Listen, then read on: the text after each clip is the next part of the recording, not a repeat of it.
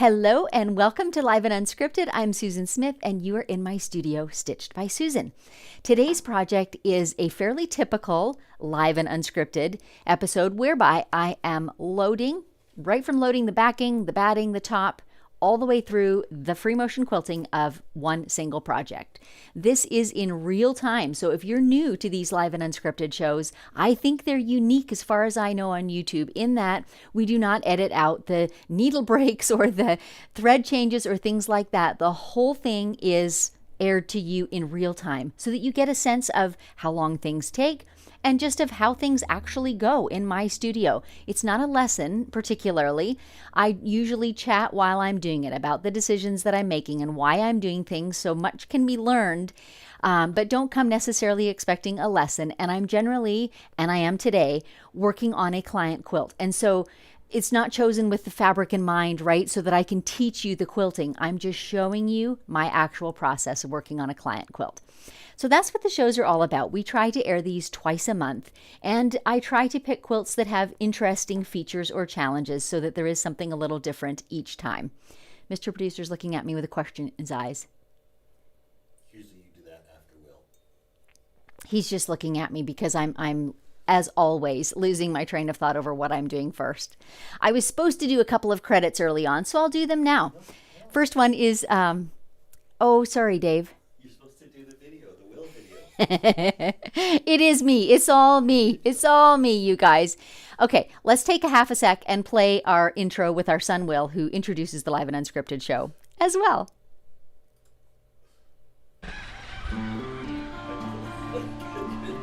Welcome to Live and Unscripted with Susan Smith, Quilting's first reality show. I have been watching today.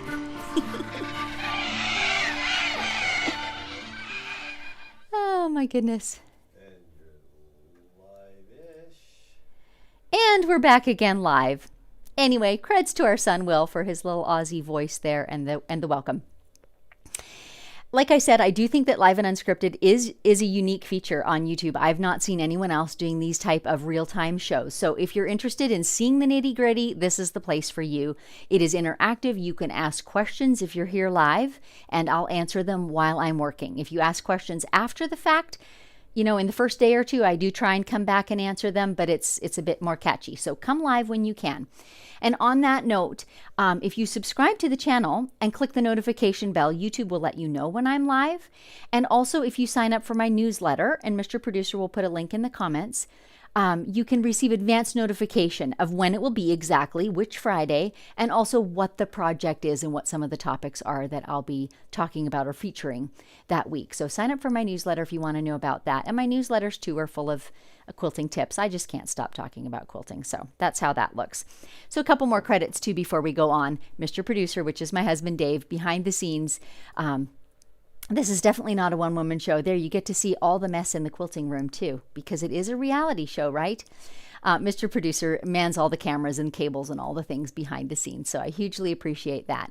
And our good friend Dan, who allows us to use his music throughout the show, so the lovely guitar music that you'll be hearing while I'm quilting is Dan, and we love his music for sure. Little side note here, by the way, Dan has given us special permission to produce that what used to be a CD, that collection of music for our upcoming cruise. So it's one of the side but important benefits if you're still thinking about joining us on our cruise in January of 2025. Each cruiser will be receiving a copy of the album that we play on these episodes, and it's not available for purchase anywhere and probably never will be again. Dan has no idea of producing it, but he is letting us do it for this cruise. So that's something that we all look forward to. There's going to be a link for cruise information too. I don't want to talk about that at length now because I want to get into the quilting. May talk a little more later, but Mr. Producer will put up a link for you to find that. Okay, what else? One more thing that I wanted to highlight before we get quilting, and then we'll dive into it proper. This is being aired in August 15, and upcoming, just over a week away, we have a summit, a free motion quilting summit that is happening. I'm not the host, I'm just one of the contributors. Mary Davis is hosting it, but it is a free motion quilting summit. So there are 16 teachers who have contributed short videos. Most of them are about 15 minutes long of free motion quilting lessons. So you get 16 different flavors, 16 different styles, 16 different techniques, and it's entirely free to enroll for. Now, Mary does offer an upgrade if you wish, which is paid, to an all-access pass, and that gives you, there are more free videos from the teachers, there are some shop credits, there are some live Q&A sessions. I think there's 3 of them available with a panel of the teachers, and I'm in 2 of those. So if you want an opportunity to meet some of these teachers and ask them questions directly, then seriously consider signing up for that all-access pass. The price was initially $47, and I think it's changing because as we get closer to, the price is going up a bit. There's early bargains to be had. So look into that. We're giving you a link for that as well in the chat notes. And if you are interested in that, yeah, find out information on that. All the teachers are listed there and all the details about it. So that's a great resource that's coming up. Okay, I think we should get to today's project. Mr. Producer is going to show you a quick picture. This is me getting ready for it this morning, and lots of you know I have a black cat. And he's like, oh my word, I match that quilt exactly. Let me just get in on things. And he is still sleeping beside the quilt. He's often here the whole day while I'm doing this show, just hanging out with us. So let's get started. I'll put my coffee off to the side and we'll get going. I am going to grab the quilt backing first. That's going to be our first thing we want to talk about just a little bit. Let me see if I can hold it up for you. So a few things I want to tell you about this. Can you see it there? So you can see that there's a print in the middle. There we go. And there is a solid black piece on each side. And it is centered. So this is one of my considerations today. Those of you who have watched me often know that I will oftentimes load a quilt with the length of the quilt running from side to side so that my exposed quilting area is wider and there are fewer actual passes of advancing the quilt, right? It's more efficient. But today I wanted to consider doing this the other way because I want to be able to see where these 2 seam lines are and be able to center my quilt on them. Because there's an equal amount of black on each side of the backing, I want that to look pretty equal on the back of the quilt. I don't want it, 3 inches off to one side, for example. And as I load it, I'll talk to you a little bit about the extra care that I'm taking because the seams will be running vertically now. And, these are all things that you consider when you're loading a backing, and you might come down on the other side of still loading it sideways if, for example, the seam doesn't lay very flat, or there might be different reasons. But in this case, this is for my client Laura. She does beautiful piecing. Her backing is very nice and flat, and so I'm confident that I can load those seams vertically and they won't adversely affect the flatness of my backing. The other thing that you maybe noticed when I was holding it up is that it is directional. The flowers all have an up and a down. And Laura is kind enough, somewhere here, to always mark the top. She does it on her backings and on her quilt tops. They're not even always directional, but it's such a great habit to get into if you take your quilts to long armors. Speaking from experience, if you're doing a couple of quilts in a day and you're just quilting and taking down and loading and quilting and right through that process, it's all too easy to not notice if there's directional fabric. So a super helpful little tip. It's just as simple as a piece of paper that says top. Laura also often sends me multiple quilts, so she's sure to name which backing goes with which quilt.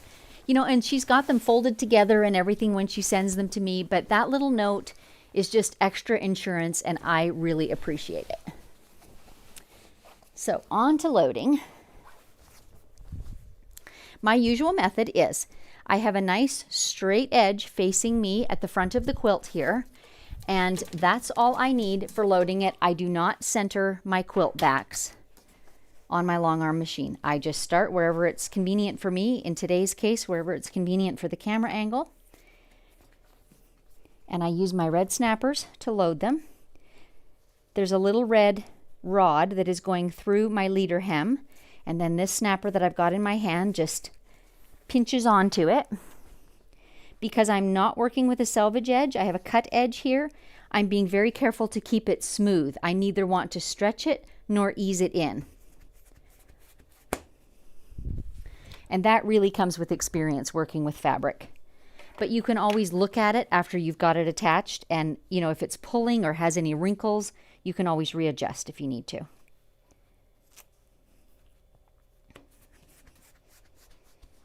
There's the front edge, and then I toss the rest of it over the long arm rail, get my red snappers, and walk around to the other side. Woo! I clipped my microphone case against the rail. I'm sure that rang in your ears, and I'm sorry. One other thing that I do, because this came to me in the mail and was folded, there are some creases in it, as there often is in a quilt back, but I don't iron them as a rule. I lightly mist them with water. And that is enough to make those creases, even creases fresh off a bolt, it's enough to make those creases relax, and it's a super quick way of getting a smooth backing. I just want to double check, and I'll point this out. I want to make sure that my quilt is not pushing left or pushing right. Watch if I pull it a bit and you start to get these diagonal pull lines. That's when you know it's not straight. And if you're not using centering markings, then it's really critical that you get your quilt straight of grain over these rails. That's your check and balance, if you will. And then we're just going to roll it on. And because we've placed it nice and straight, it's going to roll on nice and straight. Now, the one precaution that I'm going to take is I'm actually going to roll from the front of the quilt, and I'm going to put a little pressure when needed on these seam lines. Even though Laura has a very flat quilt back, nevertheless, the seam lines do pull differently than unseamed fabric, right? And you can perhaps see that on camera. There's a bit of a sag in the middle. So all I need to do is make sure that those seams are stretched out just a touch. And it doesn't take much. I just run my hand over them every so often, stretch them out just a little. I'm just watching how much of that sag there is, making sure there's not a lot and real swoops going on. And it's just that simple. Then I'll walk around to the back side, red snapper the other end, and we're in business.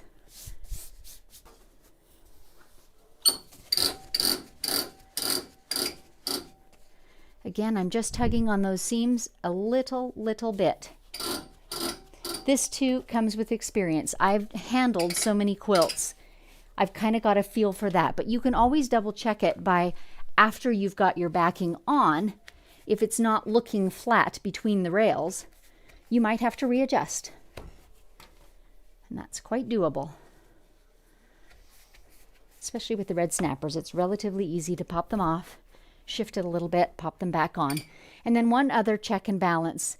You can't really see it on camera, but if I look at the lower rail that my backing is rolling on to, I can see that the side of my fabric is rolling on nice and straight.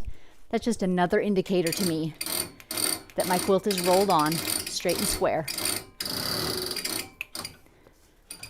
And there we go. Backing complete. Okay, batting is next. Today I've chosen a bamboo batting. Laura generally lets me decide, and because her quilts are often small, lap-size quilts, I can often use batting that came beside another quilt. So I generally use a leftover, basically, or often. I don't know about generally. But today I was able to. I had another quilt that had this bamboo batting, which was a bit larger, and I was able to cut one length of batting and get 2 quilts out of it. And if you quilt for a business like I do, then think that through when you're billing your clients and try to, pass on the benefit to them. I certainly do that. All right, and here's the actual quilt. And it is this disappearing 9 patch with some black cornerstones sashing between. I've actually never made a disappearing 9 patch, but I'm quite sure that's what that block is. Maybe a disappearing 4 patch. No, it would be a 9. Anyway, one other thing I want to point out, here's Laura's little note, top. So this quilt per se is not directional, but the backing definitely is. And of course it is a rectangle, so I'm unlikely to get them skewed, you know, one way and one the other. But it's just one more level of fail-safe, if you will. And again, she notes which top goes with which backing so that I can't get confused over that. So helpful.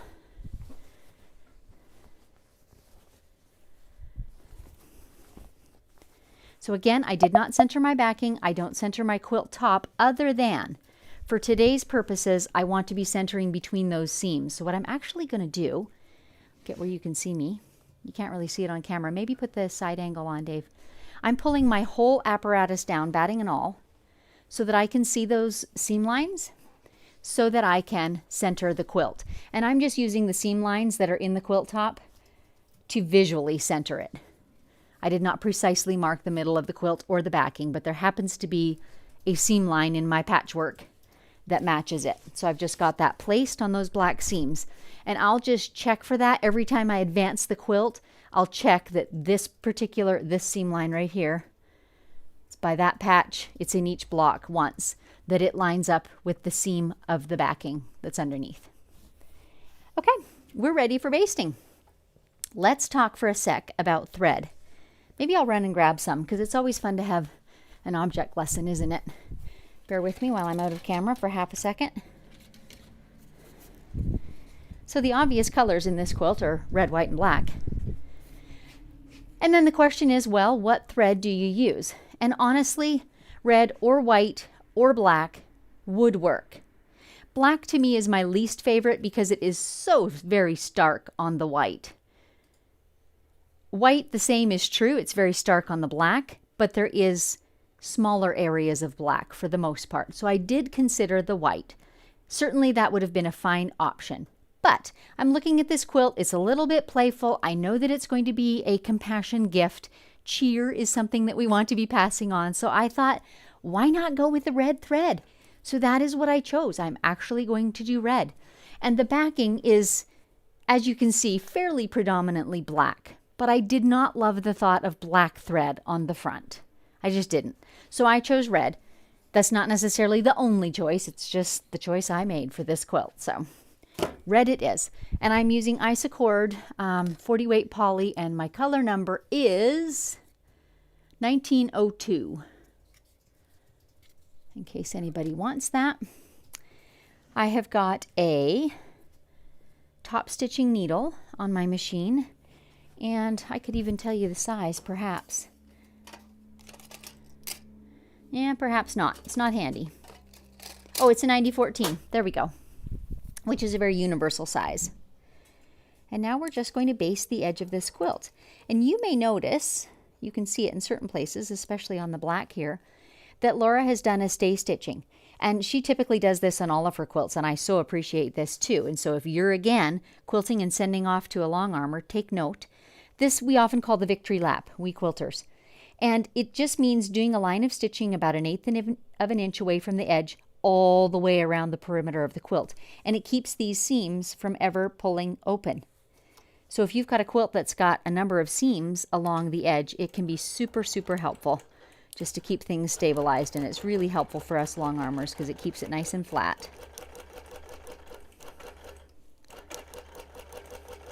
I've got a 1/4 inch basting stitch on. What size it is not really critical. Sometimes I'll even baste without putting a basting stitch on. I'll just stitch it. But I do like to keep that basting stitch within the seam allowance so that it never has to be undone. It just falls under the binding.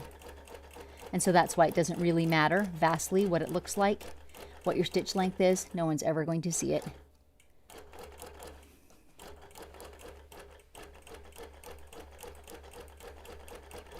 When I'm basting, I'm always taking care to make sure that my resulting quilt is flat. So if I see a little bit of fullness pushing out in front of my hopper foot, then I grab what's already been stitched, I grab the edge and pull it under the needle a little faster, or I use my thumbnail to pull it under a little faster.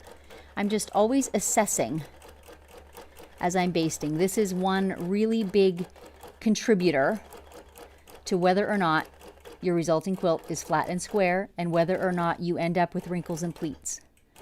And doing it a little bit at a time, managing it a little bit at a time, is the key to not ending up with huge problems.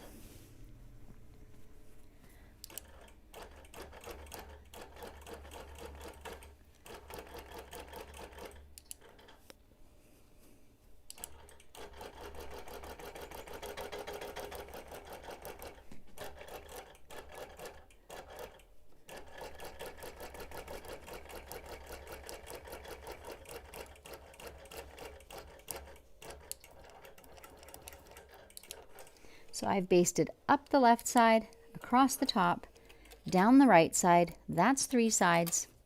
And then to stabilize our 4th side, I'm going to put my magnetic bars on the front rail, and then the whole quilt is stable and won't shift while I'm quilting.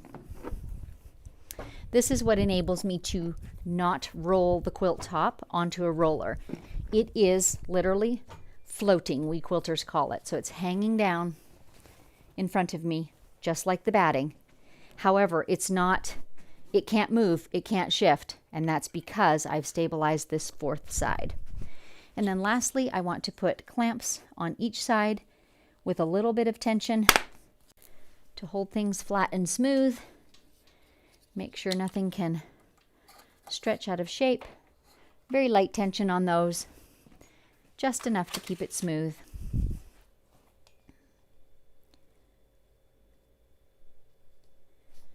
And these clamps, by the way, are by the Red Snapper people as well. They're called E-edge clamps.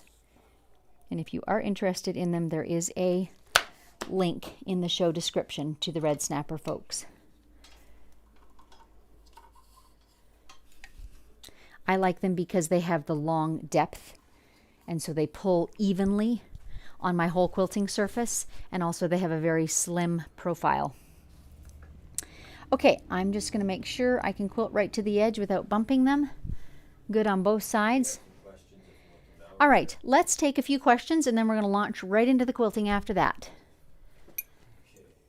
Let me move Stella out of the way. I'm quilting, by the way, while Mr. Producer loads them. I'm quilting on a Bernina Q24. And I do have the Q-matic system on my machine, but today we're quilting entirely free motion. Just doodling. It's my favorite way. Tony from the UK. Just trying glue basting for the first time. Hopefully it's not stuck to the carpet. Oh boy. I sincerely hope you put something big, big, big, like a big flat sheet under it, because that glue baste can be brutal, sticky on things. Carol, did you air the rest of the Hexie quilt? I have not yet, Carol. Great question. We're hoping to do it next Friday, the 23rd. We needed to do some editing of that video. It was very repetitive and quite long, and so we did shorten that up a little bit. I'm not sure how much detail to go into, but I do plan to air it in this way. I'm going to play it like a movie, and I'll be on air too, so that I can answer your questions while me in the video is quilting, if that makes sense. So it still will be a live airing, but the quilting has already been done. That's going to be playing like a movie. It turned out awesome, by the way. Marion, finishing up a queen-size double wedding ring quilt and a busy August. Plan to join the advanced membership in September. When should I do that? Now or September 1? It actually makes no difference, Marion. Advance is my monthly subscription membership. New content comes out each month. When you join, you have access to all of it. That's what your subscription gets you. And whatever date you join, that's when your monthly payment is due. So it makes no difference what day of the month you choose. Juliana, when you load the back, do you have magnets or clips holding your leaders in place? I find my leaders move around when I'm loading. Do you mean they move from side to side or they flop? Like, one thing that I do is when I'm unloading a quilt, I put my clips on the leaders on the left and right to hold it up and in place. And mine are quite heavy canvas, so I don't find that they're shifty from left to right. So I'm not sure. Maybe you want to clarify, and put more detail in that question. Maybe that answered it for you. Olita, do you add victory lap if piecer does not? I don't. It just takes me a little bit more time to deal with it, and I have to be more careful and watch for any seams that are coming open, or indeed just any stretching that has happened. But I find it faster to do it on the long arm than to actually go and do that victory lap for them. So it's just a thing I appreciate. Terry, why didn't you base the batting on using a channel lock to get a straight line? Thanks. Terry, I know what you're asking, and in case others don't, I'll quickly describe it. A lot of quilters will lay the batting on, turn their channel lock on their machine, or engage their belt, or in whatever way hold their machine in a vertical line and baste a straight line across that batting. That gives you a beautifully straight stitching line to butt your quilt up against. There's good reasons for doing that. Often I will just shortcut that step by putting that same channel lock on and using that for my basting line. In today's case, I honestly didn't even do that. I did it by eye. I just gauged the top of my quilt with the red snapper. My machine is pretty good about staying in a straight line, because I'm working on a lap quilt, compassion quilt, etc., right? I'm cutting a few corners, but my experience does come to bear here, and I'm confident in my quilts coming out within a 1/4 inch of square, which seems like a satisfactory level for me. But Terry, if you want to do that, that's an excellent way to manage it if you don't feel comfortable sort of winging it like I am.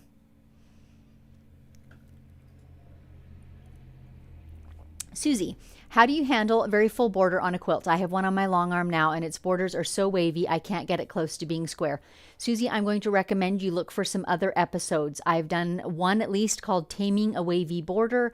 I have another called the 2-inch Minimizer. It was a very small quilt that had 2 inches of excess in that outer border. So those two both have some really good step-by-step concrete ways that you can work with a wavy border.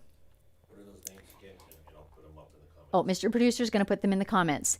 And I hope I'm saying it right. But one is Taming a Wavy Border. And the quilt has kind of a bumblebee print on it. And the other one was the 2-inch Minimizer. Or at least it's Minimizer. Is it 1 or 2 or 3? I think it was his 2-inch Minimizer. Mr. Producer is going to find that for you and put the link into the chat window. So in those, I go into it in more depth. Sharon, have you ever used a different color of thread on the front and back? I have, Sharon. It is definitely not my preference. It is really challenging. Your tension has to be just right. And even then, if you have highly contrasting colors, like if I used a black and a white, or even a white and a red, the other color tends to show through the needle holes. And so on the black fabric, if I used black on the bottom and white on the top, I would have little white dots where the white thread is showing through on the back. And I personally don't like that look. I would rather have my thread match top and bottom, and whatever, I just pick the color that I think is best so that I can use the same or very similar thread colors top and bottom. Debbie, many times you'll load the top to the left to get those backing seams going parallel to the rails. Is there a reason you didn't do that this time? Directional design.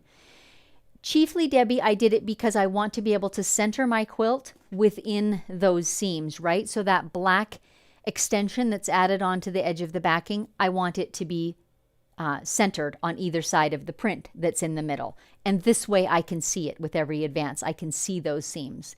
So I did think about that. That is a consideration, absolutely. Okay, that's it for questions. We're going to start quilting, you guys. What else should I talk about that I've got loaded? I've got my darning foot on, which gives me really nice visibility. It's one of my favorites. And I'm stitching at a 10 stitches per inch length, also a favorite. So that's my little lock stitch there to get started. And we're going to be stitching mod boxes today, but with rounded corners.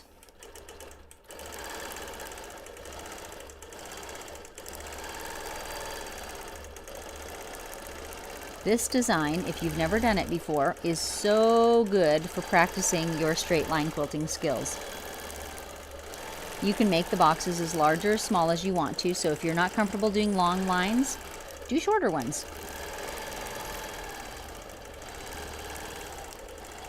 And my experience has been that it's easier to quilt the rounded corners than to try and get perfect 90-degree corners. But you absolutely experiment with that. And I don't go in any particular order. I just go back and forth until I'm satisfied with the density of the boxes. I don't know if you guys can hear, my bobbin is really rattling under there. I started today with a partially used bobbin. And it's really making noise under there. So funny. Yesterday I was working on a quite large quilt, and I was doing very large swirls because that's what the client asked. She wanted quite loose quilting. And unbelievable actually how difficult it was to do big swirls and keep them round. Anyway, while I was doing it, I noticed this gentle but noticeable hesitation here and there in my quilting machine. And I bet this is something that you all come up with too. So I'll tell you what I did about it is I went, and as soon as the quilt was unloaded, actually I think I even did it during because it was getting quite severe, I got in there under my machine with a scrappy piece of batting and I thoroughly cleaned the rails and the wheels. And the way that I do it is I hold that batting scrap against the wheels and then drive away from my batting scrap, if that makes sense, so that the wheel is being flossed in a way against that batting piece. And I happened to be doing a quilt that had black batting, so I had a black batting scrap, and so I could really see the lint, and it was astonishing how much lint I cleaned out of there. And it did, in fact, fix the problem. I didn't find any particular piece that was the culprit, but clearly there was just a buildup of lint. So then this morning, before I loaded this quilt, I thought, you know, I think it's time for a really thorough cleaning. So I did. I got out some paper towel and I folded it into a stiff corner in my whole bobbin casing area, all of that stuff. I just gave it a really thorough dusting out. It's just a good idea. Good idea. I know some quilters very faithfully cover up their quilting machine with a dust jacket between quilts. I don't, because I quilt pretty much every day. But the flip side of that is I do get a lot of dust. My rails, my table, they do collect dust and lint, and so it's really important to clean that. So I use a vacuum, I use alcohol swabs sometimes, but most often I use batting scraps. They work so well because they're a little bit sticky. They pick up the lint. Well, I'm curious what you all think of my red thread now that we're going. It is a bit stop and start looking. You know, when I quilt over something red, it almost disappears, and then when I quilt over the white, it's really, really visible. Still, it's a little bit playful, and I think that's not a bad idea for this quilt.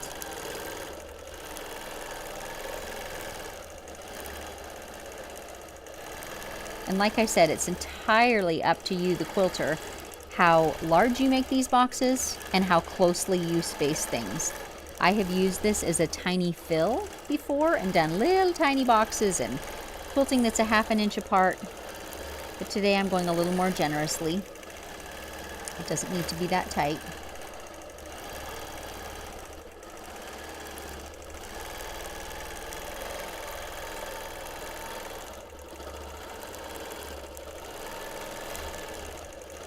And there's no particular method to my madness. I'm just turning corners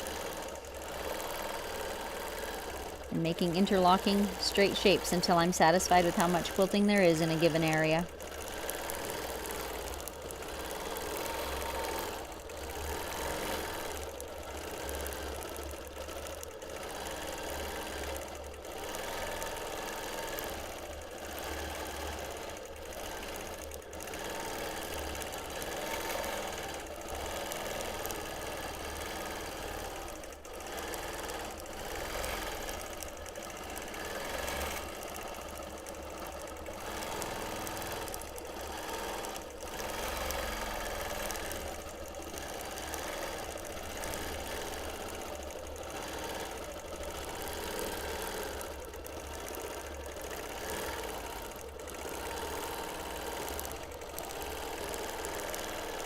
When I'm filling in an edge-to-edge design like this, I tend to go in a more or less diagonal pattern across my quilt top.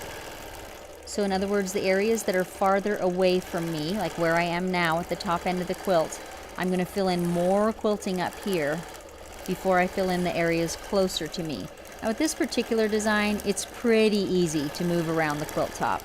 But I think that's the number one hesitation I hear from people over free motion quilting. They're like, I get lost, I get painted in a corner and I can't get out. How do I deal with that?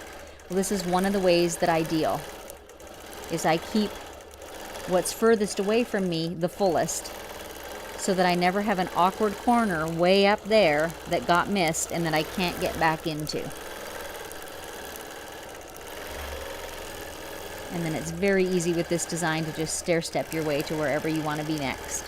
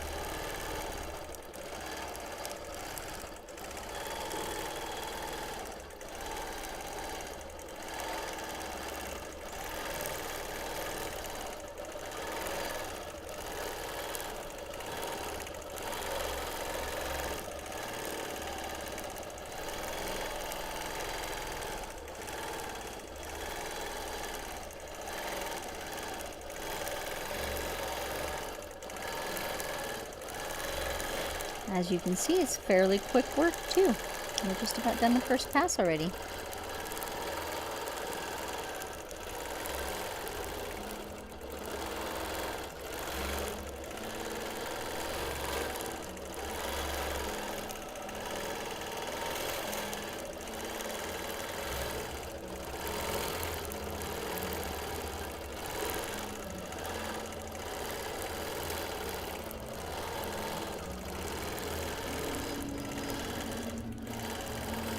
I think we'll call that good.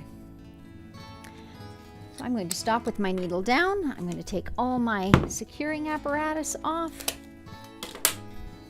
I'm pretty pleased with the red quilting. The red thread.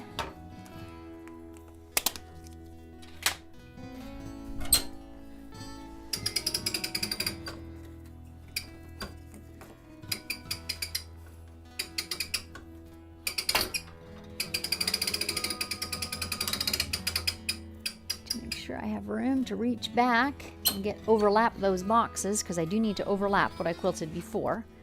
Then it will look all seamless.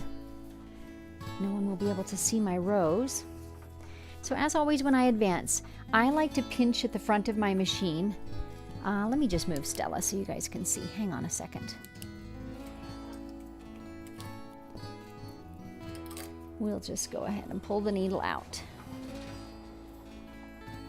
I like to pinch all the way along the front edge, batting and top both, and give them a little tug to make sure the batting is not easing up under there, bunching up a little bit.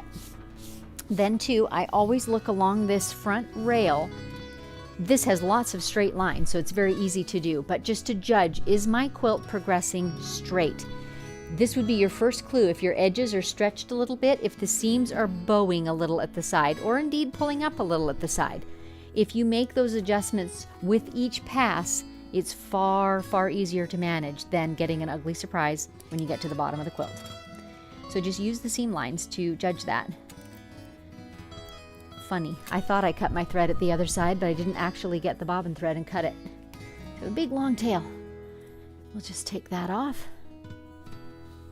There we go.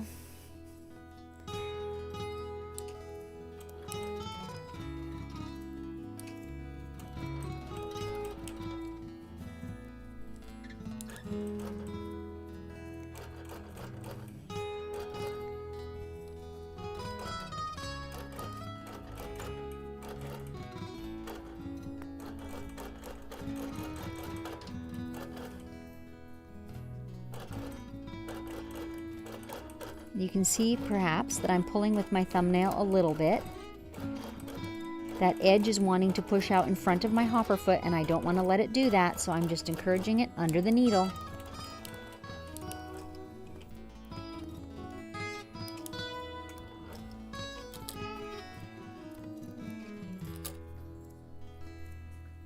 You guys, I'm pausing for a second because I can see what I did not see earlier. And that is that my one thread color looks a little brighter than the other thread color. My bobbin is a very bright red. So is my top one. I'm puzzled.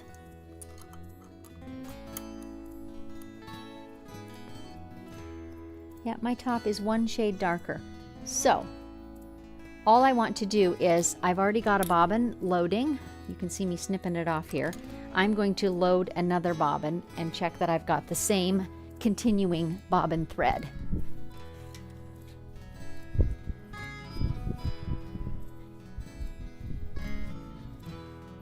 I'm just really worried that it's just the light.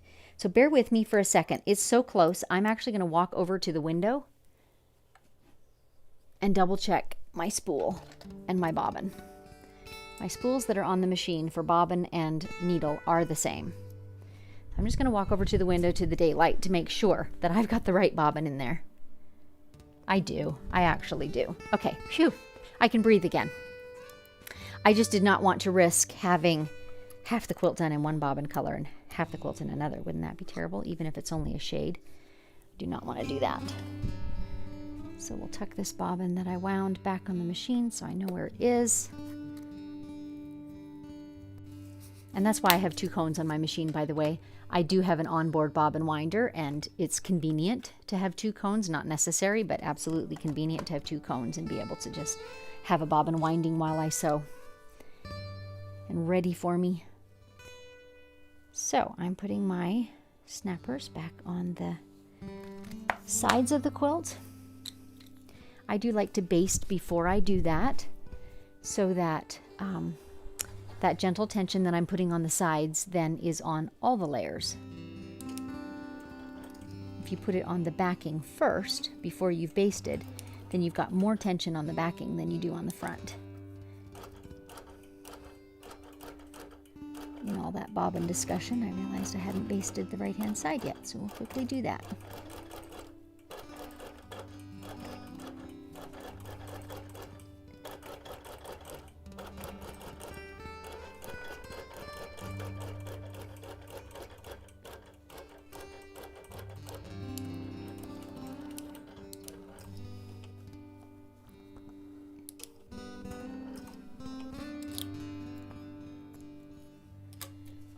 Okay, red snapper.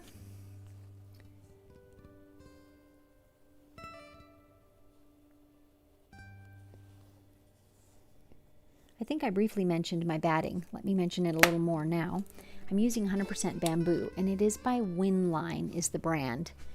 And they do have a couple of weights of it. This is the heavier one, the 6 ounce. It is my current crush in batting. I love the feel of it, and it's super pliable and has a really soft hand. I just love it. I still do use the 80/20 cotton poly a lot too, mostly, in fact. The bamboo is a little more pricey, but it is very luxurious and wonderful. Now let me think here for a second. I try to make it a practice to alternate the direction of my pass as a whole. So my first pass I did from left to right. This one I'll do from right to left. Now this design is not directional at all. It doesn't have, for example, flower petals or leaves that are all flowing in one direction. However, I just make it a habit to alternate my passes, and then it just keeps me looking nice and organic, and no one can see which ways my rows ran then.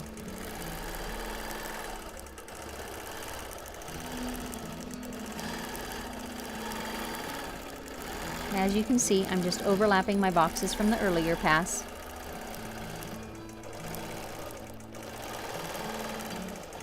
I did ease the edge just a little bit here, so I'm just using my left hand to make sure that that stays smooth and flat and I don't get any pleats. If you're not comfortable with stitching with one hand, vegetable cans or water bottles can be your friend. You can literally lay them on top of your quilting surface and it will help to distribute any easing like that and keep it flat and smooth.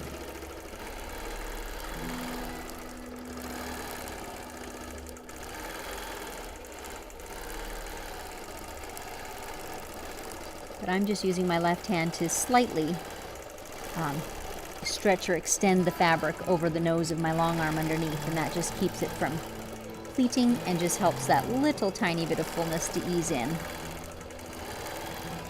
Laura's quilts are always beautifully flat, but fabric nevertheless does have the quality of being flexible, of being shapeable. And so even when you start out with a perfectly flat quilt, it is quite possible to get pleats in it. Ask me how I know this. Because it does ease and shift as you're quilting. So sometimes a little management is necessary.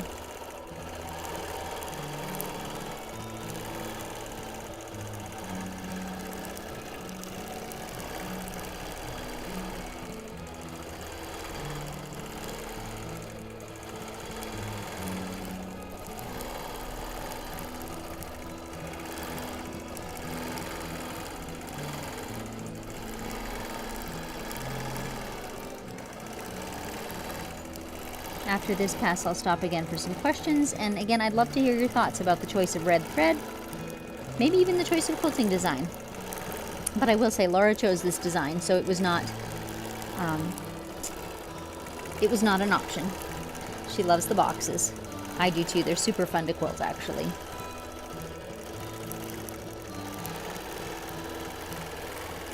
I often get asked if clients choose their own designs, or if I choose for them, or if I let them choose. And the answer, of course, is it's whatever they ask for. Sometimes a client will say, do whatever you think, and I'm happy to do that. And sometimes they'll be very specific about, I like this, I don't like that, and I'm happy to take that into account. But either way, I do try and get a sense of what sort of things they like before I do just broadly make a decision. It's kind of funny. I've had people say, do whatever you like. And then you say, well, how about this one? They're like, oh, no, I don't like feathers. Like, well, so it's not really do whatever you like. But that's the way it goes. So ask questions if you're quilting for other people. It's the best way.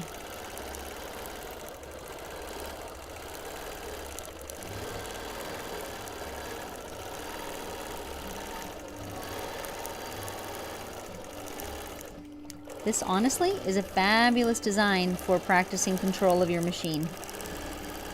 And I think the key is to go slowly. I've certainly seen some quilters that really zoom through this and feel like they can get a straighter line if they're, if the machine is kind of in motion. But my personal opinion is it's better to be fully in control of it all the time. So I tend to do this a little slower so that I'm always directing the machine. A light touch does help though when you're trying to get your machine to go in a straight line. If you've got a death grip on the handlebars, it's not likely going to go well. It's better to nudge your machine in the direction you want it to go. And because the wheels are moving on horizontal and vertical rails, it kind of wants to go in a straight line. So work with it, not against it. And you may have noticed that that one line, conveniently on the black, so it's really visible, was really crooked. And that happens sometimes. And I do not go back and fix that. In the scope of the whole quilt,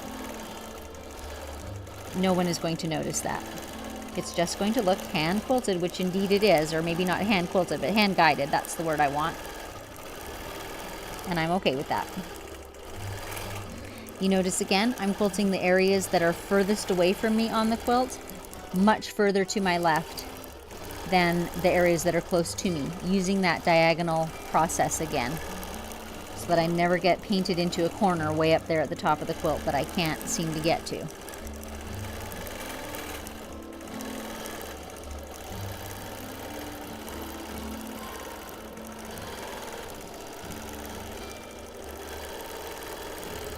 For certain designs, and honestly this is one of them, that's not really an essential because it's so easy to move around with this design, but it's one of those things that I've made habitual. It's just part of my quilting process, just like alternating, directions of passes. It's just habitual, and that way I don't forget to do it. And it doesn't require much thought either. It's just so automatic in the back of my mind.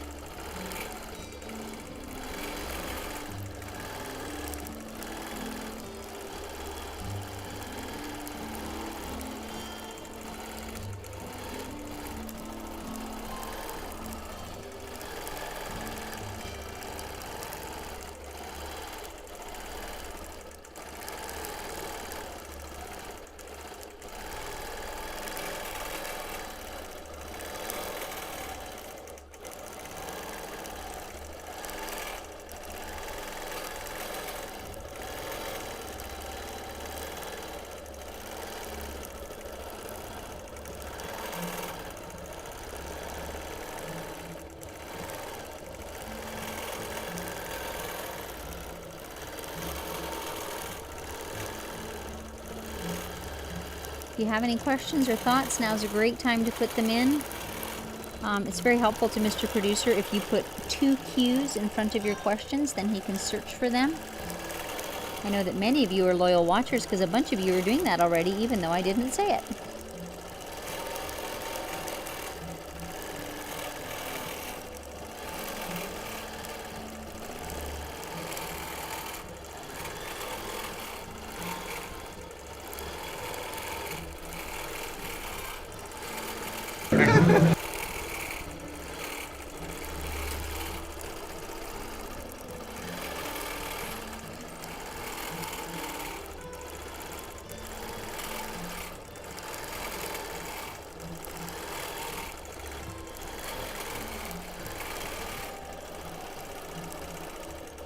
And you see how the fabric is just pushing out a little bit in front of my hopper foot? That's what I'm using my left hand to try and alleviate. And chiefly that's because I've got a fairly fluffy batting in here, and that makes it possible for that top fabric to shift a little bit or want to shift a little bit. So I'm just guiding against that by using my hand to encourage the fabric to get up there under the needle and not push out in front of the hopper foot.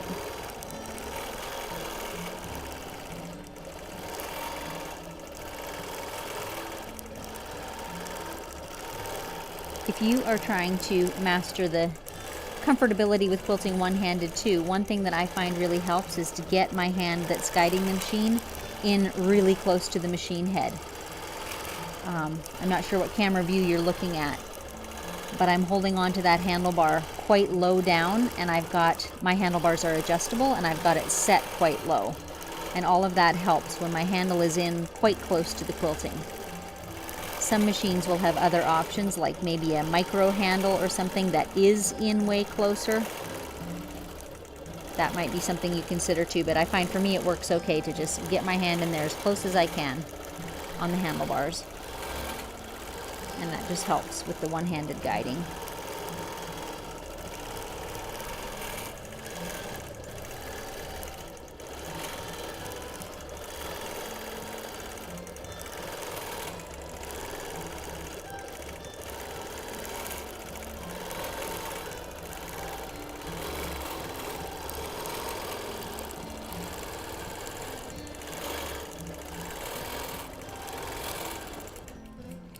This time we'll leave Stella's needle down while we advance.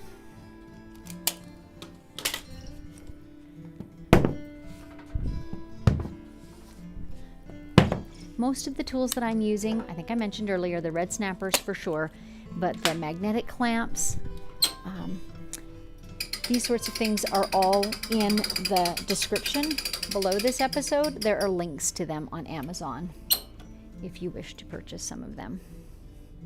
Things that are Bernina specific are not, but things that are readily available are linked there. So again, I'm tugging both layers, batting and quilt top, just a little. I'm visually assessing, are my edges running straight? Does it need to be tugged out at the back of the long arm? Tug, tug. Are my seam lines running straight on this front rail? Are my edges stretched out at all, or are they getting all eased in? All those things I'm visually doing while I do that quick advance. It is just incredibly key. I can't overemphasize it enough. It is so key to manage these things in little bits each time that you're making an advance. Far more easy to deal with any challenges you may have than to let them accumulate and pile up, and then they're so severe by the time you get to the last pass that they're really hard to deal with.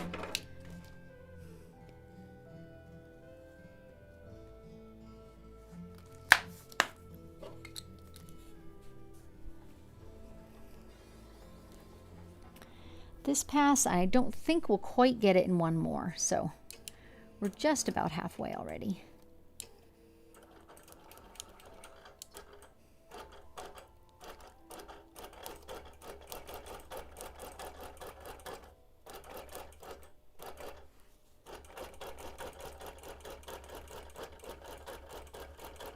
And if you're not comfortable with your fingers in there close to the needle like that, you can always pin this before you start stitching, and that will keep things in place firmly too. Whatever way works well for you.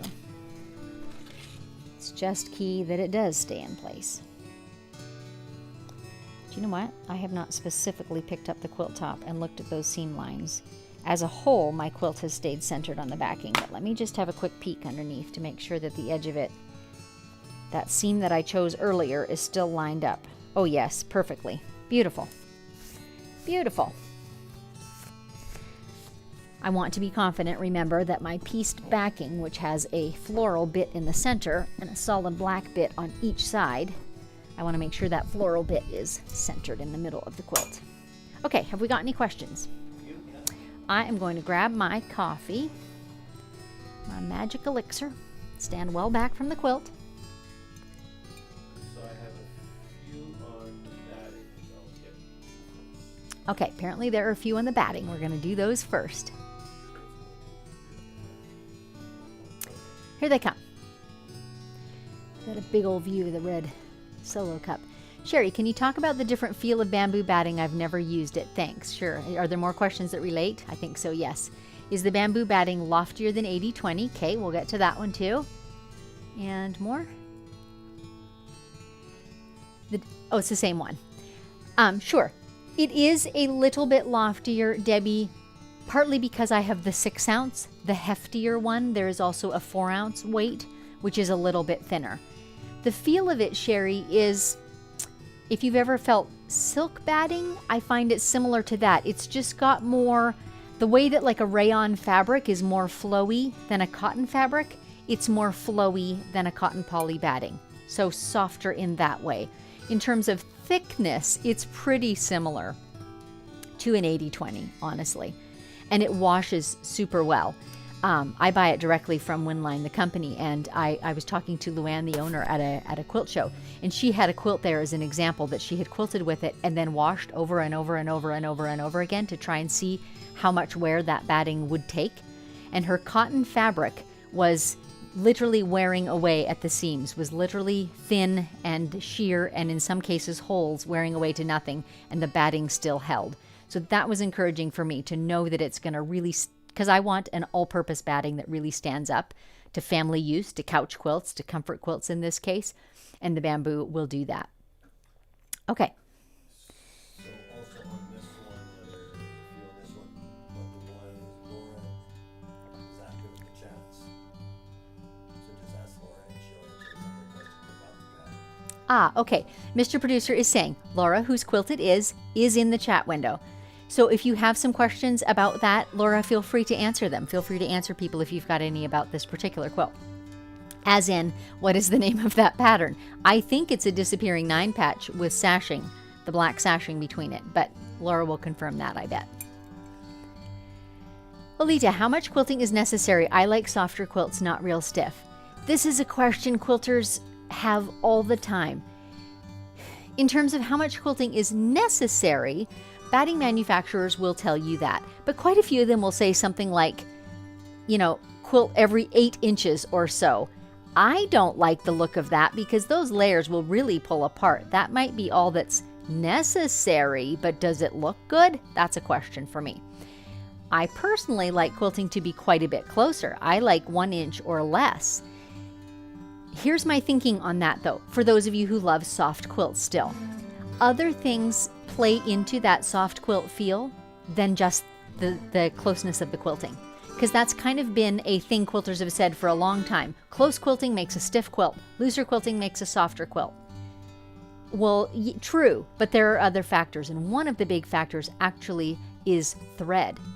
So I have done quite dense heirloom style quilting. Like we're talking bubbles and echoes and dense quilting, and done it with 80 weight thread. And because there's so much thread and it's so much finer and lighter, it has remained fairly soft.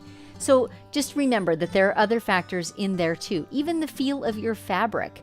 There are cottons that are crisper and not as soft as some that are really, really, really soft. Like think of, is it called double gauze cottons? Think of those. Like they're going to be soft no matter what.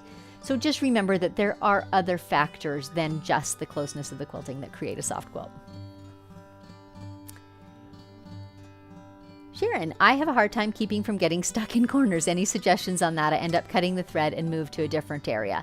That always works, Sharon, so don't feel badly if you need to do that. But my number one tip is the one I've been giving, which is quilting in this diagonal fashion, doing more quilting further away from me in the direction I'm going and less quilting closer to me, so that I never get that corner way up there, far away from me, that I can't get back to, right? So I move kind of like this across the quilt.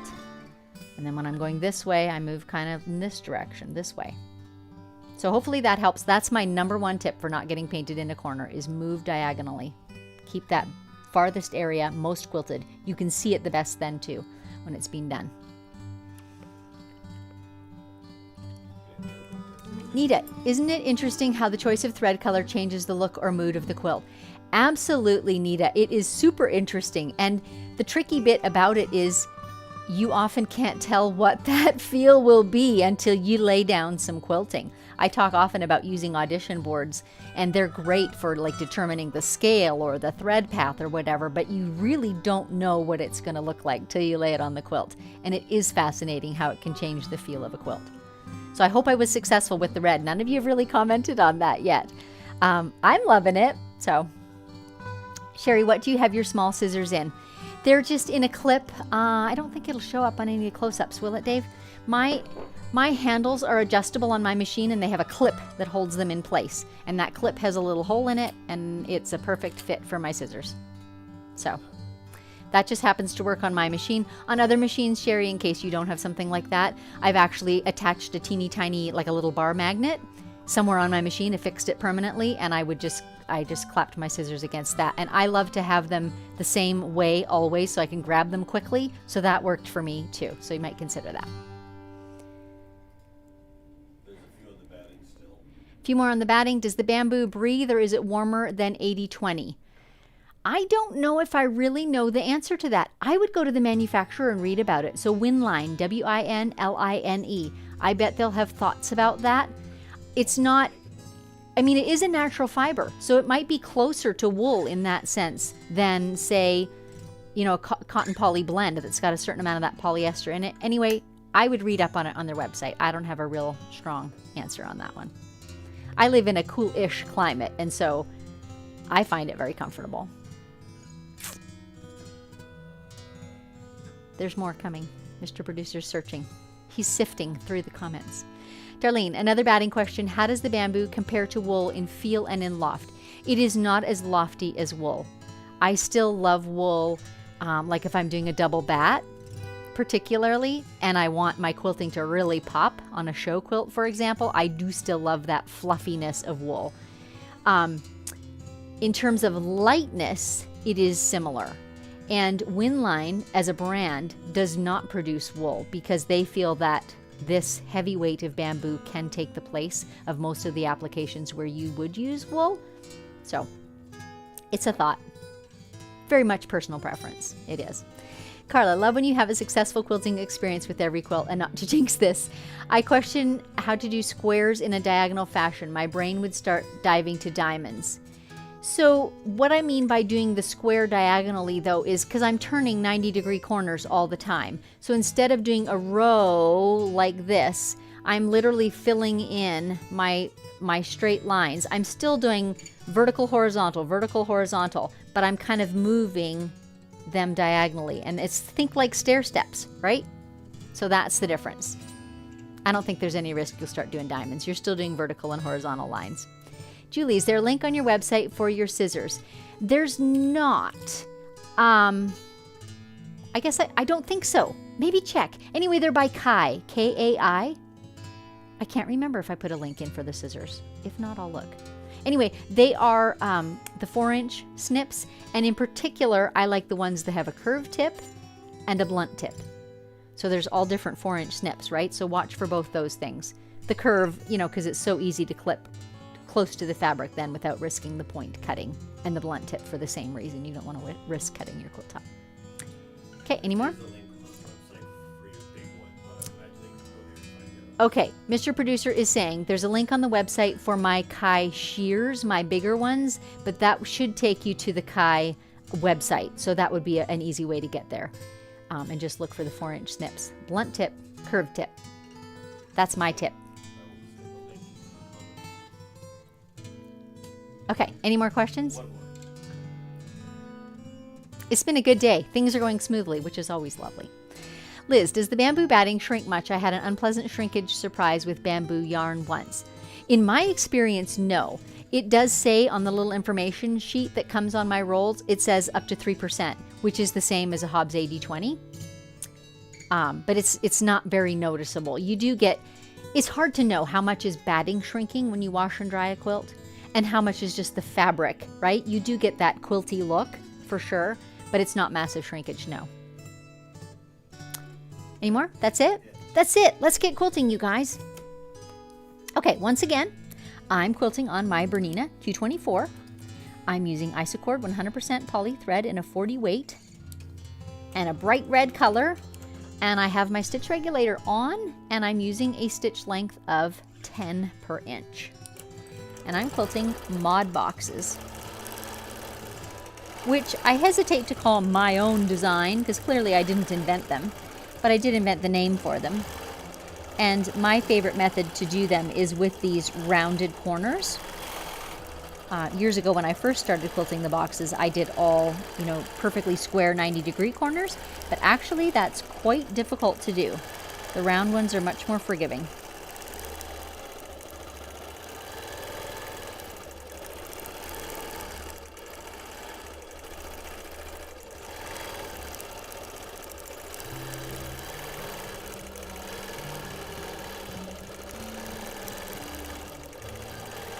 So whichever of you was asking about being worried about quilting diamond shapes, I'm doing that stair-step idea right now. Can you see that happening? Oh, you were on the close shot. Okay, I'll go back the other direction. Mr. Producer will put you on the bigger overhead shot so that you can see my movement across the quilt top. So I'm still doing the vertical and horizontal lines, but I'm basically moving left and low and filling in the area closest to me first.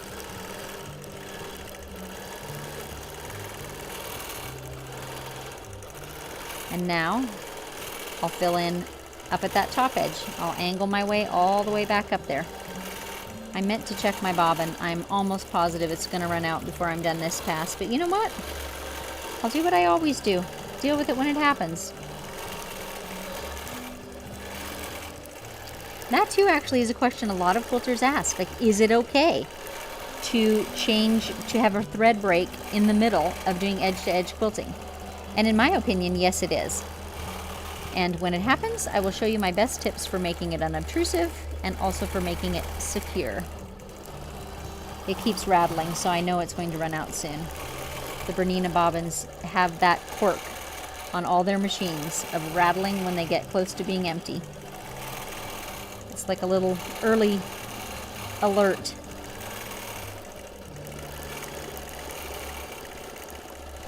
My machine does have a indicator, if you will. I choose not to use it. It's not like a magical that it reads your bobbin. What it is you tell it how many yards are in a full bobbin, and then it measures how many stitches you've taken and tells you when it thinks the bobbin will run out. But it doesn't, for example, accommodate for thread tails when you cut the thread or anything like that. And I just find it too fussy to try and figure out how many yards my bobbins hold. And I don't really mind a thread break in the middle of the quilt, so I just choose to go until the bobbin runs out and then change it for the most part.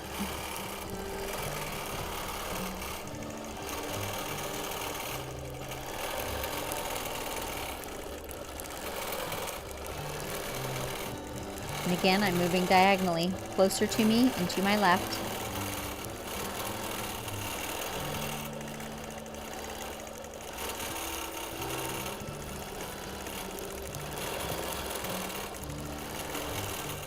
So definitely not a diagonal quilting line, just diagonal movement across the quilt.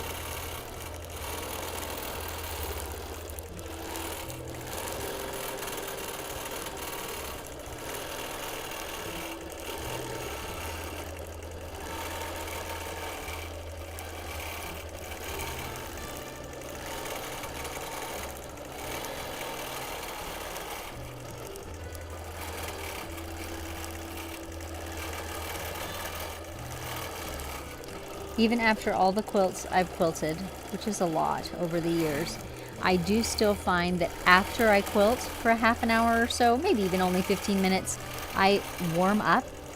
I guess because it's muscle movements, just like you know, a gymnast, for example, would have. But I warm up and my movements get smoother and more accurate. So my tip arising from that is, if you're going to be quilting something that requires some degree of accuracy, find a way to do a little quilting first before you launch into your actual project, because it often will just improve. I think handwriting's even a little bit the same. I think if you were to ask a calligrapher or a letterer, you know, the same thing. A little warm up, a little practice, just a little getting in the groove makes things more accurate and more smooth. I'm definitely finding I'm getting squarer squares and straighter lines than I got in that very first pass across the quilt. It's just interesting how our brains work, isn't it?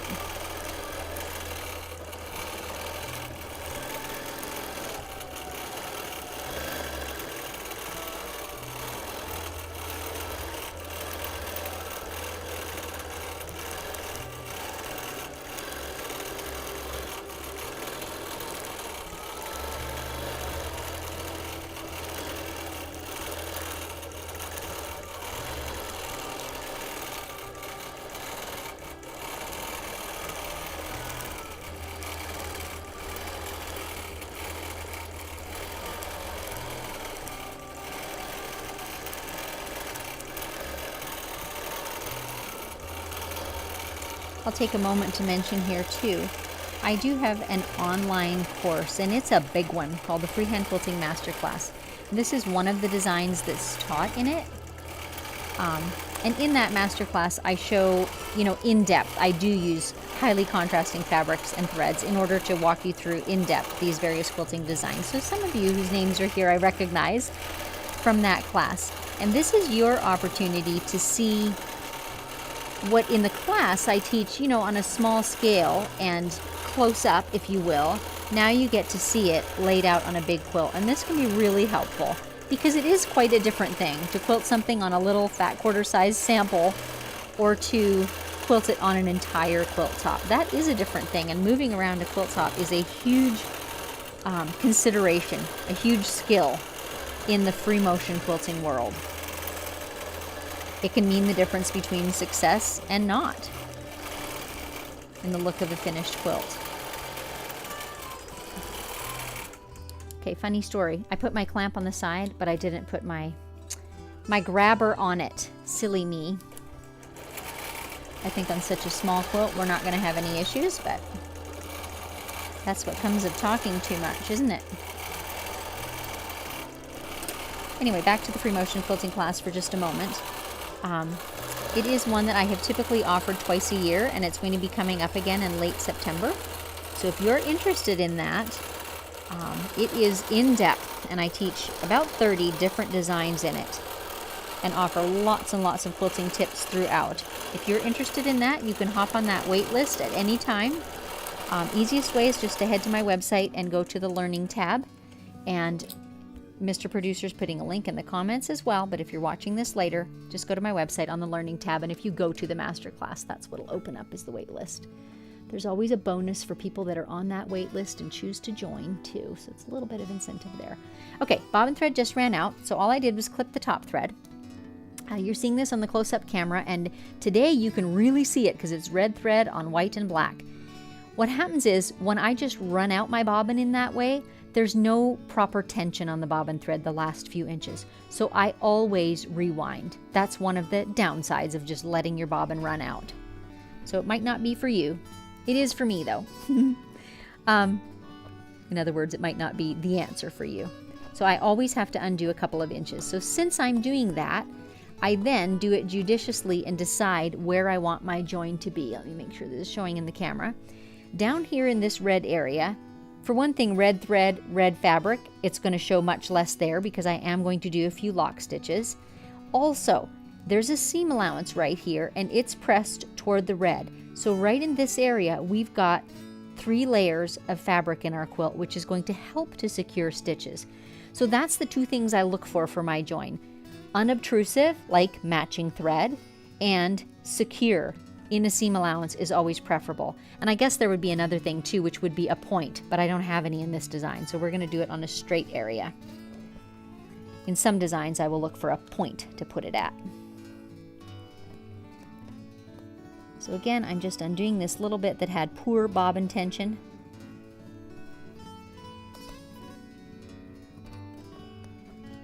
And then I'll put my fresh bobbin in and I'll just overlap my stitching by about 1/4 inch. Do some solid lock stitching. And we will be good to go. So now I've undone to my join point. So I've got both my bobbin and my top thread tails here. So there's no tail on the bottom now. I've trimmed it off. And I like to drop my blue seam ripper right there because sometimes on quilts it's hard to find where you were when you come back to it. Blue seam ripper is always visible. And I will put in a fresh bobbin. And I think we'll put in a drop of oil while we're here too. Can you see how I can just skate right over this red snapper? I love that. That's what I mean when I say it has a low profile. It's slim enough I can slip right off the edge of it. And you guys get to see me oiling. 1 drop of oil. Move it around a little bit. Done. And I do that on my Bernina. I mean, ideally I would do it with every single bobbin, but I try to at least do it with every second bobbin. And if I see any evidence of any amount of lint in there, I'll give that a good swish too. Usually I can get away with a few bobbins before I have to take a paintbrush to it because I am using 100% poly thread. It's very, very low lint, which is one of the reasons that I love it. Okay, piece of trivia for you guys. You can kind of see me here. I'm pulling on my bobbin thread. I was going to pull it to the thread cutter and snip it, and I can feel that it's pulling way too hard. I'm not even going to try stitching. I'm just going to take that bobbin out and rethread it. I have a little series on YouTube, and it's growing over time, called Know Your Machine. It's a playlist, and it has things like that. Know what things should feel like. Know what they should sound like. And when they're not right, you can take corrective action right off the bat. Because if I had started stitching, for sure, my thread would have broken. And it just wasn't threaded into the bobbin correctly. Somehow I got it not right.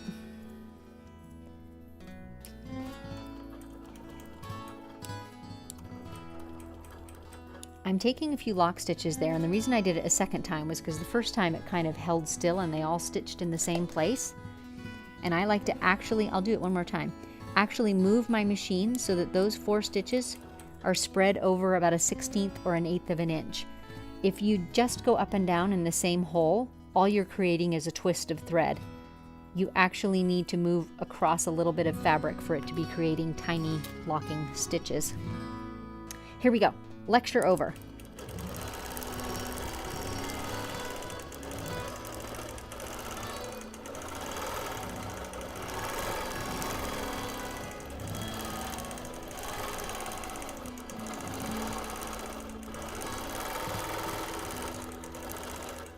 Let's just stop a sec and cut those tails.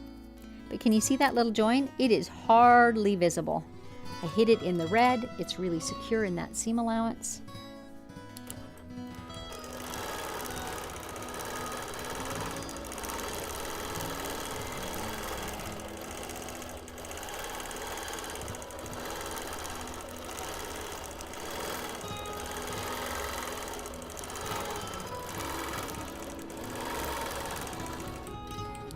And there we are.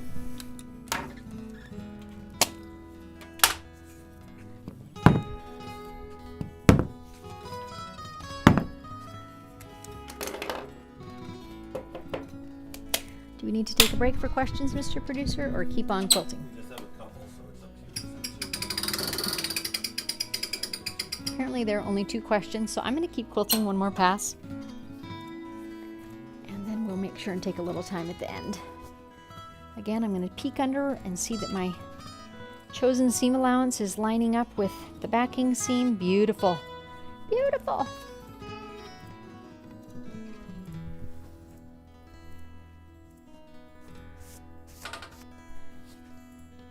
Basting stitch.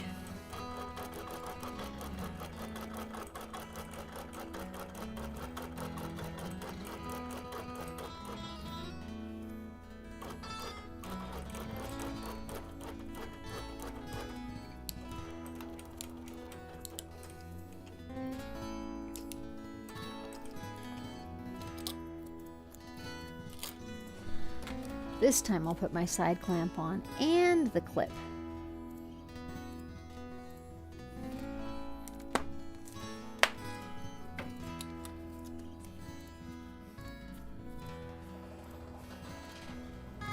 And we are very nearly to the edge of the quilt here.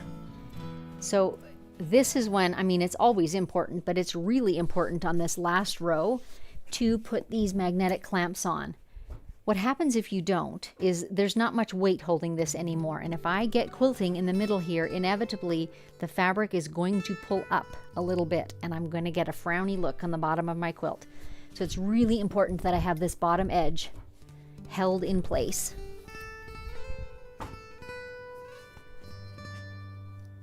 And as you can see, I don't do this in any particular order. Basting, putting bars on, side clamps. I don't think the order is super critical as long as you're sure that you're getting it all square and in place.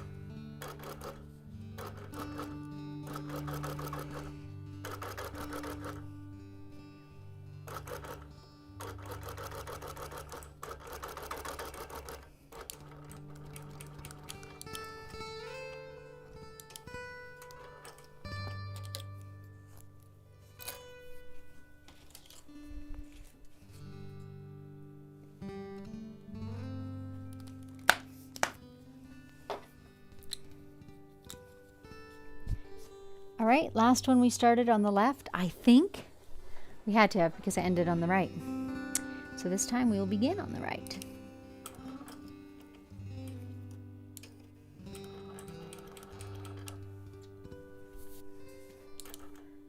Oh, we're still in a basting stitch. We don't want that.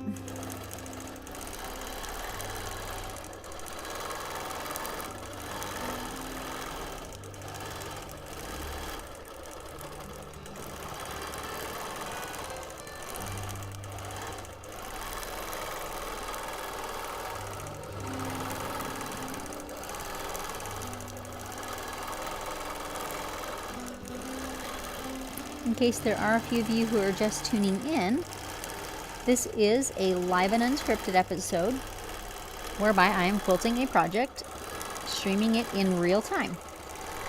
It's an opportunity for those viewers who are here live to ask questions and get answers in the moment,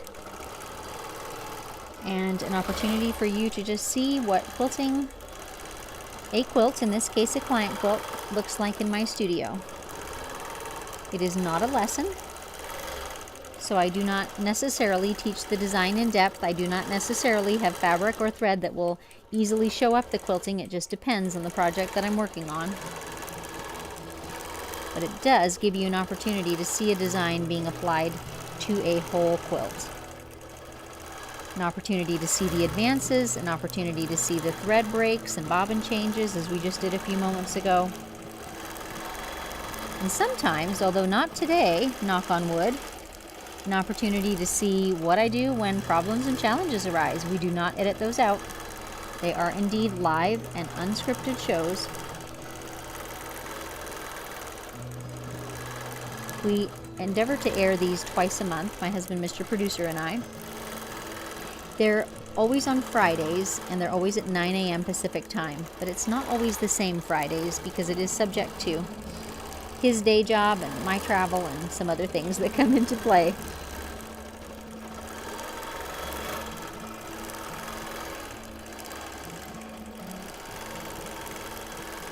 One other thing that I offer, in case you're interested in it, is a monthly subscription membership, and I call it Advance.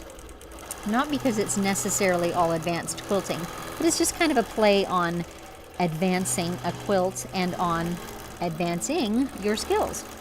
So in that subscription membership, there are short lessons which are not sequential. They're all independent. And each month I add lessons to it. And they might be things like a free motion design like this one, taught step by step. Or they might be things like a case study, which is perhaps a custom quilt that I've worked on, and it's a really in-depth behind-the-scenes look at my design process, or the different types of quilting that I used, or challenges that I faced. Some of the lessons are guest presenters. Sue Hines has been a guest presenter. In September, coming up very shortly, Esther Frenzel of Eye Patch and Quilt has a guest lesson appearing. So the way that it works is that you subscribe, and the monthly fee is $12.97, and then that subscription, while it is current, gives you access to all of the content that's ever been published. And then you can cancel at any time. There's no minimum amount, and when you cancel, then it all goes away. So that's how that subscription works. There is a link for sure to Advance in the description box below this video. And like I said, there's absolutely no minimum amount. You're welcome to try it for 1 month and see if you like it.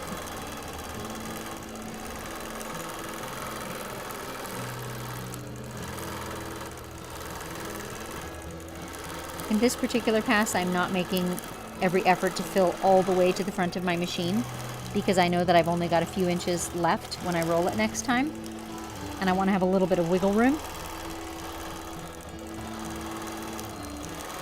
So I'm just getting some of this filled in, and then I'll advance one more time, and then we'll baste that bottom edge in place.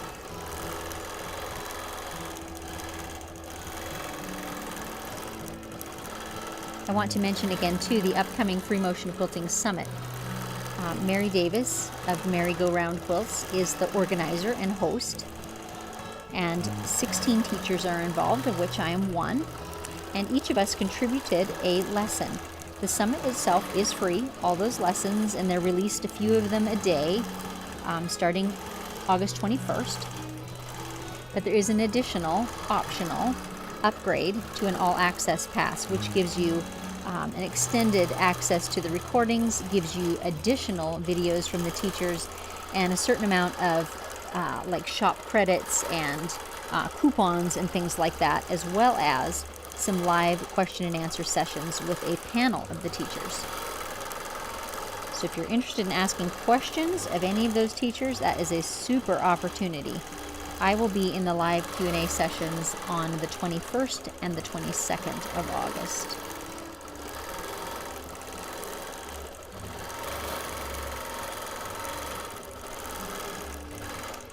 We already put a link in the chat, but it's there again, I'm sure, for that summit. And once again, registration is free, and there's that optional all-access pass if you wish.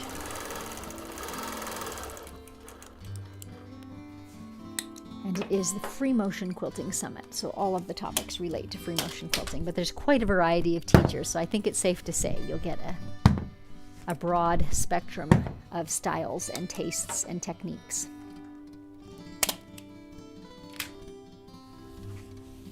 I see one area here that I wish I had done another box, and I think I can get to it even when I've done my advance here. So let me roll this up. Then I'm going to drop a pin in it, and this is kind of a good lesson. I'll show you how I tuck one more in when I decide there's just not quite enough quilting there. It is right here. I'm going to tuck a pin in so it's very visible to me. Back up just a little bit because I don't think I can quite get to it. That should work. I like to clip my leaders from the left and right edges just to hold them in place. If they sag downwards, your machine may be different, but my leaders are fairly heavy and fairly long, and if they sag downwards, they tend to actually pull my quilt out of shape. So I like to clip them up. I do anyways when a quilt is finished, so that it's ready for the next quilt, but in this case I'm choosing to do it while I'm still quilting, just to keep them from weighing down on the edges of this quilt.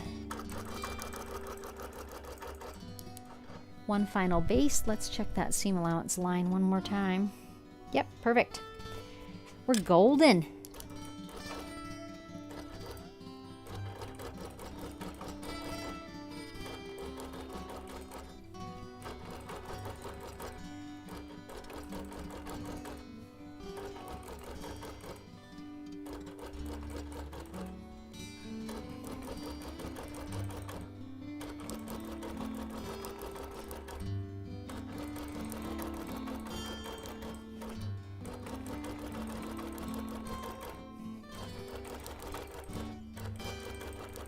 And once again, if you're not comfortable winging it, which I'm very much doing right now, you absolutely can pin this. You can turn your channel locks or your belt engagement on, whatever makes you feel comfortable in getting a straight line here. I'm pretty comfortable winging it, so that's what I'm doing. You're in my studio seeing me at work. This is how I work.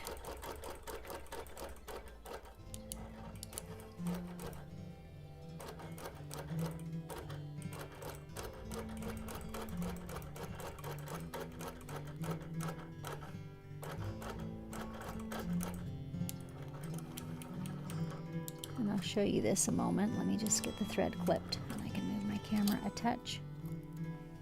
Right along here, I found that I had a little bit of fullness. This corner was a little stretched out. And so I just went ahead and made my bottom corner nice and 90-degree square. And then I was just pulling a little harder with my fingernail as I was stitching that. And you can see the easing there, but that will quilt in just fine. End result will be a nice square corner.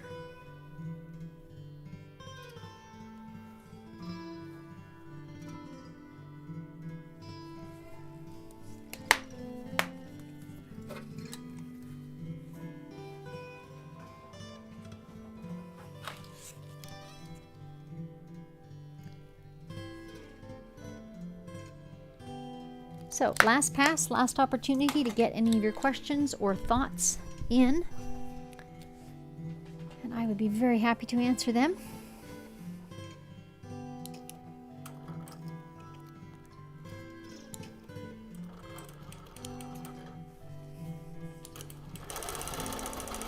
I don't really have a calendar spot on my website. If I was a cleverer person, I could update that, but I'm not that person. So I'm just going to tell you. We're airing this on the 15th of August. 15th of August? I think it is the 15th today. It's the 16th today. My mistake.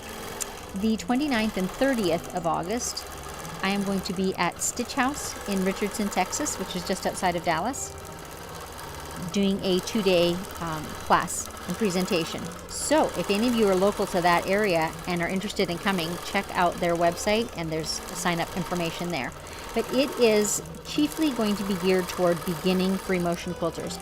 So we're going to be working at sit-down machines. Some will be at domestic machines, some at sit-down long arms.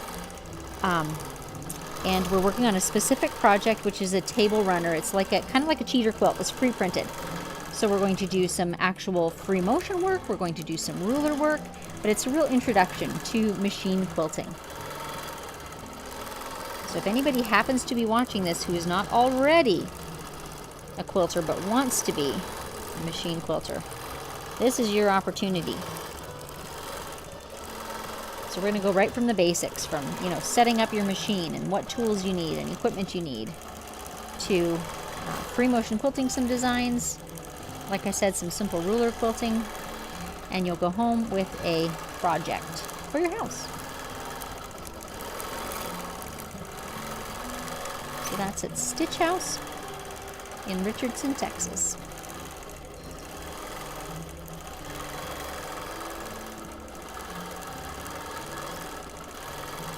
I was there last, I think in May, and they had moved from one permanent location, and they're in the process of basically refurbishing another one. So they were in a temporary location and they're refurbishing like a gym, and it was very red and black and dramatic, to say the least.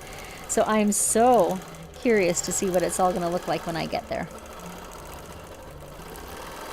Stitch House is a great shop. It's quite contemporary in fabric choices, but colorful, and it's just a very energetic shop.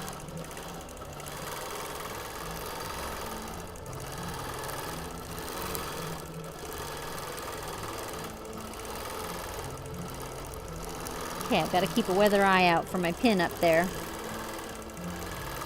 My additional bit that I'm going to put in.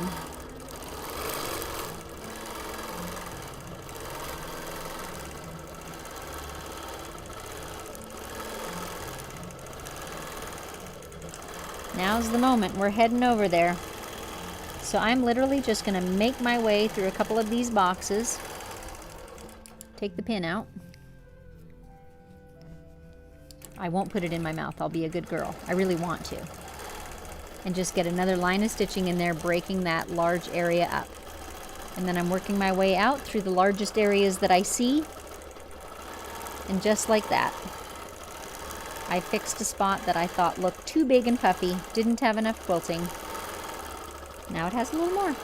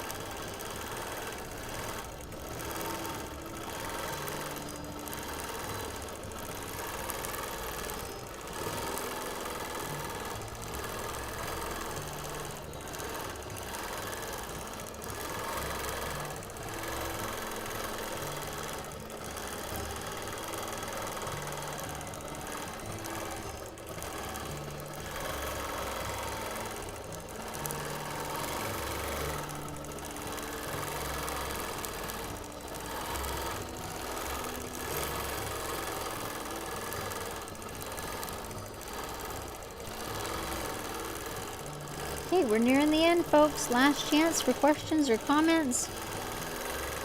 I am all ears. I will be sending out a newsletter this week letting you know for sure, but my intention is to air the remainder of the Hexie quilt on the 23rd. I had talked about making multiple episodes out of it, and in fact there is just going to be one more. I'm not going to give away all the secrets, but I did make a fair-sized design pivot. So you'll see that if you come back for the show. So we are going to air it live so that there's still an opportunity for you to ask questions about it. And I'll basically be playing the video of me quilting, and I'll be there managing that video and talking about the quilting process.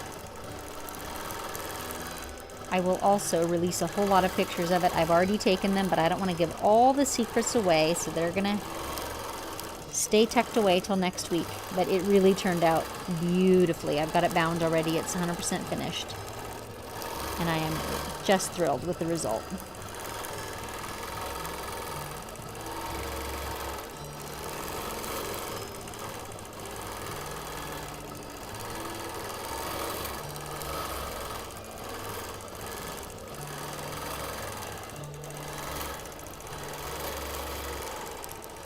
Remember, we're at this corner where I had that little bit of excess fabric that I eased in, so that's why I'm using my left hand here again to kind of pull or extend that fabric here and there over the nose of the long arm to make sure that it's easing in without any pleats.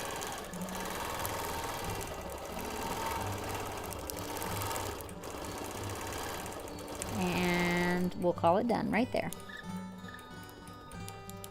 Beautiful. And I'll just pan over that easing since we're right here in this corner. And really you could not even tell to look at it anymore. That just smoothly dispersed and was quilted down. And it's good to go. Okay, while Mr. Producer pulls up those questions, I will move Stella, get all the apparatus disconnected. The red quilting is certainly very dramatic on this white and black backing. But I'm pretty pleased. I think it's pretty. Take that pin out of there before I roll it up. Grab my coffee cup for another sip, and let's talk.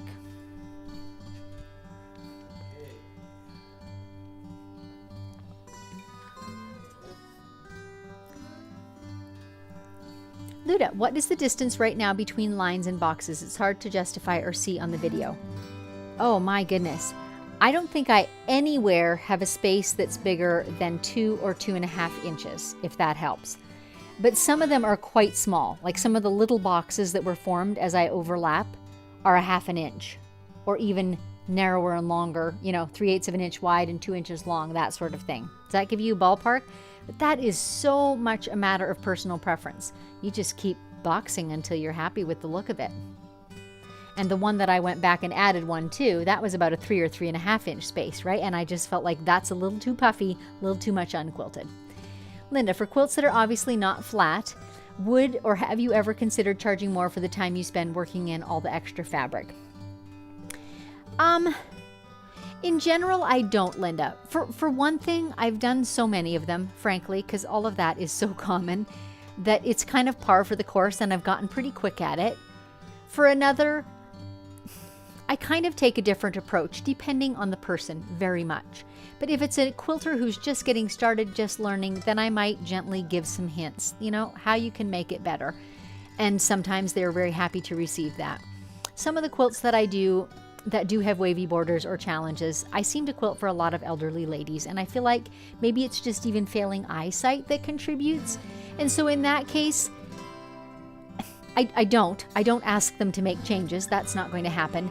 And I don't fuss too much about it because they just need it to be pretty good, right? So I just get it quilted for them as good as I can. And my experience comes into play, and I do the best that I can, but it does not take significantly longer. I don't spend hours squaring up a quilt. I might spend an additional 15 minutes on a quilt, right? So it all kind of comes out in the wash, is all I'm saying there. I hope that helped. Rambling. Deborah, when I have a thread break, I follow the same way you did yours. When I do tie off stitches, sometimes it knots on the back. What causes that? I think the most common cause would be if your stitches are all in the same location and the thread is just getting gnarled. If you're actually holding both thread tails and taking a few stitches across a little bit of space, it shouldn't knot on the back. Shouldn't. Hanging onto the thread tails is key, for sure. Susan, do you ever attach the binding to the front of your quilt on the long arm? I'm a new long arm quilter and I'm just learning. You give really helpful hints. Yes, I have done it. Again, like so many things, this is a matter of personal preference. I know quilters who offer that as part of their business and they've gotten really fast and really good at it. I have a really good system at my domestic machine because I do offer it as a service too. And I have a nice big table and I'm faster at it on my domestic machine, so I typically choose to do it there, but I have done it on the long arm. And one of these days I should do a video of that because it is a really cool technique and all you need is a straight ruler. You don't need fancy equipment to do it. It's not hard. It's two-part. Okay, two-part question coming up. It just is your vanity comments. Okay. Mr. Producer says they're vanity comments. Debbie, these videos are so good to watch after taking the masterclass. They've helped me become more comfortable with moving around the quilt. If anyone's considering taking the masterclass, I highly recommend. Thanks, Debbie. And Sharon, masterclass is a wonderful class. Susan's so knowledgeable and patient. I recommend taking the class. I've learned so much. Free motion has more benefits than computer-based. I personally agree because that's my personal taste. There are people who absolutely love doing the computer-based designs. My friend Betty Stoltenberg is one of them. That's her love, and she's way more comfortable and enjoys that way more. So know what's right for you, but if you want to learn free motion quilting, you absolutely can, and I'm confident I absolutely can teach you. I have had over 5,000 people go through my little free all-over feather class. Hundreds and hundreds of reviews, and it's gratifying and it's rewarding because that's why I do it. But I'm confident I can show you how to do it and you can absolutely learn it. So yeah, there's that. Victoria, what would you do if the border is 4 inches longer than the middle? That's a lot of easing. You know, again, I referred earlier to a couple of episodes where I did some fairly extreme wavy borders and showed different ways that you can deal with that. The very odd case, and 4 inches might be it, I would consider actually taking the border off and reaffixing it, like taking out some of that excess. That can honestly be faster than trying to deal with an extremely wavy border. If it happens to be a client quilt, that should be a discussion between you and them. Do they want to fix it? Do they want to pay you to fix it, right? And if it's your own quilt, well then, it's entirely up to you. That's it. Wow. I mean, today we had such a smooth episode, am I right? This is so often, just for you, I have problems on air, and you get to see how I work through them. Anyway, this has been fun. So once again, before I go, Live and Unscripted always is a real-time live stream of me quilting. I just welcome you into my studio to kind of look over my shoulder. It's not a lesson. I'm usually working on a client quilt. Sometimes you can see the stitching better than others, but you do get to see the whole process. So join us. We're here. We try to be here 2 Fridays a month, Mr. Producer and I, bringing you these episodes. They are so enjoyable for us, and we thank you for joining us so much. As the credits roll, there's a list there of folks who have supported us. You can easily do that through buymeacoffee.com/stitched by Susan. It's a low-key way to contribute if you wish. All of those dollars go toward improving our lighting and our cameras and in general our YouTube episodes. So thanks for joining us, and we will catch up with you hopefully next Friday. See you then.